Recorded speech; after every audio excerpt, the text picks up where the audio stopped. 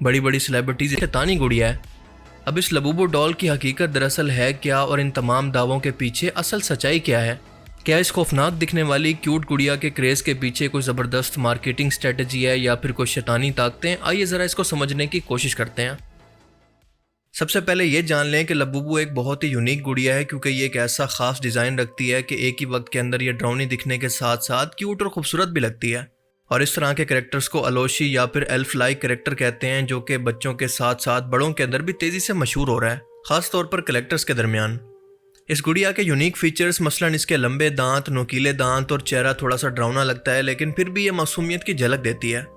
और इस गुड़िया की शुरुआत हुई थी 2015 के अंदर हांगकांग से, जब एक आर्टिस्ट कैसिंग लंग ने दी मॉन्स्टर नाम की किताबी सीरीज लिखी और इसी सीरीज के अंदर लबूबू नाम के कैरेक्टर को बनाया।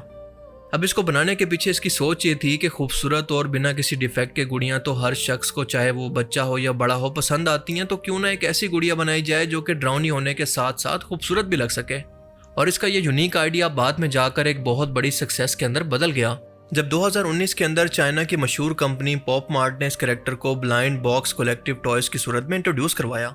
ब्लाइंड बॉक्स टॉयज आज मार्केटिंग की एक यूनिक टर्म है, जिसका मतलब ये होता है कि आप किसी प्रोडक्ट का डब्बा खरीदते हैं, लेकिन आपको ये पता नहीं होता कि इसके अंदर इस प्रोडक्ट का कौन सा वर्जन या फिर एडिशन है।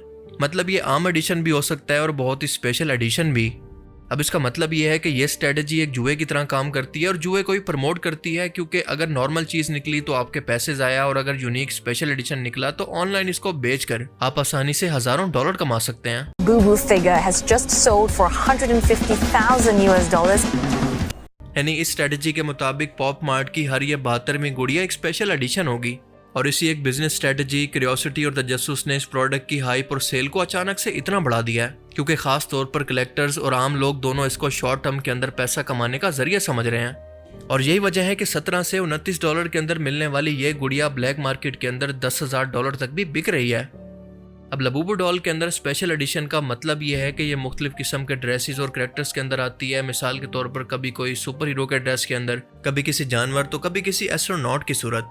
और ये दूसरी वजह है इसकी पॉपुलैरिटी की। यही वजह है कि इसका fan base China, Hong Kong, Japan और अब पाकिस्तान, इंडिया और बाकी दुनिया के अंदर भी तेजी से बढ़ रहा है। खास तौर पर नौजवान लड़कियां और ऑनलाइन कलेक्टर्स इसको बहुत ज़्यादा खरीद रहे हैं, जिसकी वजह से इसकी डिमांड बढ़ती जा रही है। और डिमांड बढ़ने के बाद सप्लाई कम होने या लिमिटेड एडिशन होने की वजह से इसकी कीमतें ऑनलाइन इतनी ज़्यादा बढ़ती जा रही हैं। और पॉप मार्ट ने इसी बिजनेस स्ट्रेटजी को इस्तेमाल करके टोटल $1.8 बिलियन की सेल कर दी है, और इनकी IP स्पेसिफिक सेल्स $480 मिलियन की हैं।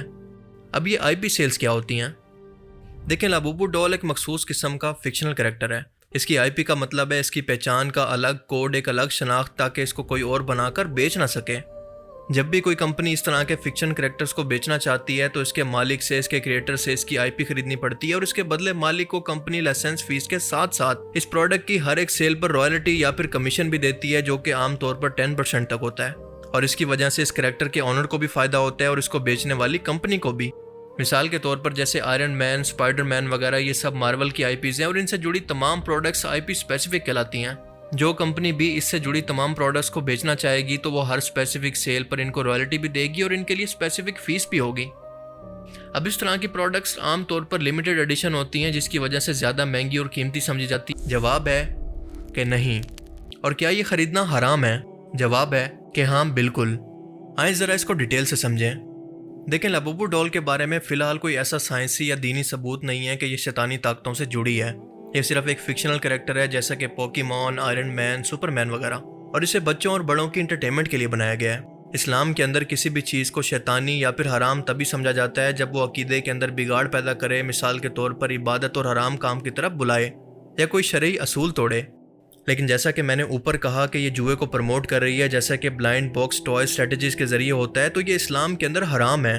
और हराम चीज़ को या ऐसी चीज़ को जो कि आपके अकीदे के अंदर ख़राबी या बिगाड़ पैदा करे, ऐसी किसी भी चीज़ को ख़रीदना, इसे पास रखना मुसलमानों के लिए नाजायज़ है, बल्कि सख्त गुनाह है। आज जुआ कैसे कैसे शक्लें बदलकर आपकी ज़िंदगियों के अंदर दाखिल किया जा रहा है, आपको इसका अंदाज़ा तक नहीं होता।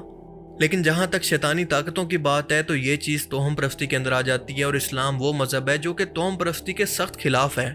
सोशल मीडिया पर वीडियोस के जरिए ये कहना कि ये खिलौना शैतानी है, दरअसल लोगों के अंदर फितना और बिला वजह का खौफ पैदा करता है।